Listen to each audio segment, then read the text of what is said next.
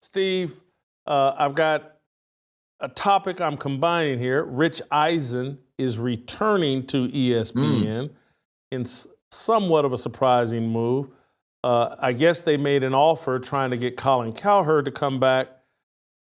Rich Eisen plan B. But even more interesting is Pat McAfee put out a quote over or a post on Twitter, on X. It was kind of cryptic and kind of leaves you to believe that maybe McAfee isn't long for ESPN. Let me read this post and then we'll discuss. Life's a book, each day being a page leading to the next. Phases of life come and go like chapters. Not every character, job, idea has it, or then every chapter. Some things are perfect for the story when it's needed and then disappear just as a fond memory, a pivotal influence to get from one era to the next. Don't be scared to end a chapter and start anew. You're going to have to do it eventually anyways. And always remember to check with the mirror every once in a while and make sure your book is one that makes you happy. And if it's not, change direction. I think that you're allowed to do that. We have no idea when the final page is being written with no sequels. 'Tis our only chance at this thing here. I appreciate you all so much for everything. I'm living the dumbest book of all time, trying to figure it all out as I go. Up to something season. So let's just start there. Pat McAfee, you think he's headed out of ESPN?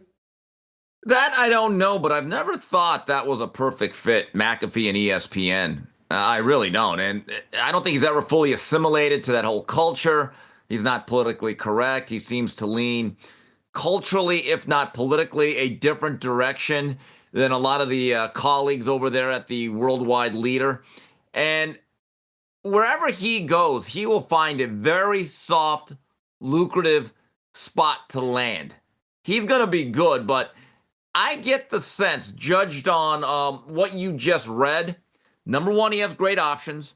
And number two, I don't think he's ever been fully comfortable at ESPN, and he may be looking to basically be back to being independent or a little bit less confined or not have as many constraints on what he says on a daily basis. Yeah, I think just look at what's going on with Joe Rogan in terms of freedom and in terms of being in an environment where he seems to only answer to himself. He's over at Spotify, has a very lucrative deal with Spotify. I'm sure Spotify would cut Pat McAfee, some sort of deal like that.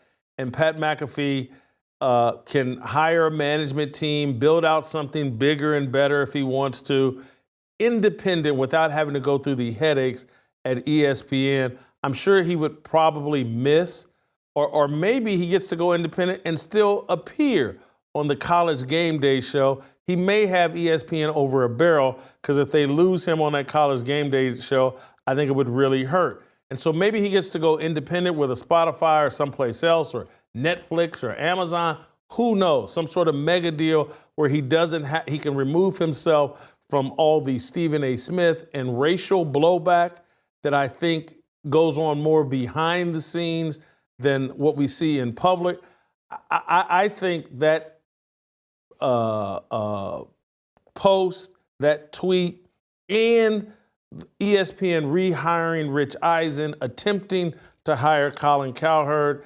And I guess, aren't they saying that McAfee's contract expires this summer? It sure seems to me like Pat McAfee's on his way out at ESPN, and I think on his way to bigger and more independent things. Well, Jason, let's say he doesn't do game day. There's no negatives here, because you know why? Now he gets his weekends back. I mean, his brand is not... No, I'm being dead serious. Like, traveling is only fun to those people who don't do it. That was a great line from Keith Jackson, Oh Nelly. And I look at certain people on that show, whether it was Chris Fowler in the past, Reese Davis, certainly Coach Corso, Kirk Herbstreit. Their brand, there's an intrinsic tie to college football. When I think of college football, I think of guys like him and Desmond Howard, and then there was David Pollock when he was part of that team. Pat McAfee's brand is Pat McAfee. What he does Monday through Friday, his own show. And I think you make a great point, Jason. Who in the world wants to work in an environment where every single day you have to walk on eggshells because you might make this innocuous, offhanded, off-color joke, and you have to walk on eggshells because some guy might have his feelings hurt. And then that becomes a big thing. And I've noticed about Pat in the last year or so, he's not afraid to stick his nose into these conflicts and be a little bit of an instigator. He seems to have fun at it. Well, if he's completely independent, oh, he could stoke a lot of fires and have a lot of fun with this. So again, for when it comes to Pat McAfee, there are no bad options. Look at where, and I hate to connect him to this, and so I'm going to somewhat apologize up front but I think it's part of the equation. I do, because I don't want to drag Pat into something that maybe it has no impact on his decision making. But I want to connect it to what we were talking about at the beginning of this show about the black fatigue and where audience is actually going. And there's a level of raw, bold, politically incorrect conversation where audiences are going. It's all over Twitter, X, social media. And I don't think you can participate in that conversation comfortably while at ESPN. You have to live in a world of denial and make-believe and delusion. And if he's wet his finger and seen which way the wind is blowing, ESPN is a place where that conversation cannot transpire.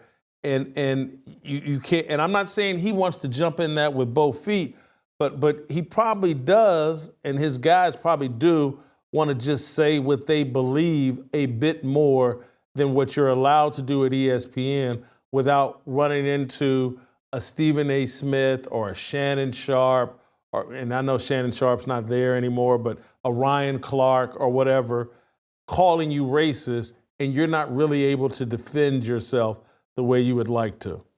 Jason, there's a term in boxing. It's called pulling your punches or carrying your opponent. And that's another fancy way of saying I can't let both hands go and I can't punch as hard as I want to. And that's what Pat McAfee probably has to do on a somewhat regular basis. And I think everyone there, when they say something, especially if it's like, let's say with the WNBA, or an issue of gender role in sports. Should females be allowed or be forced to play with biological males?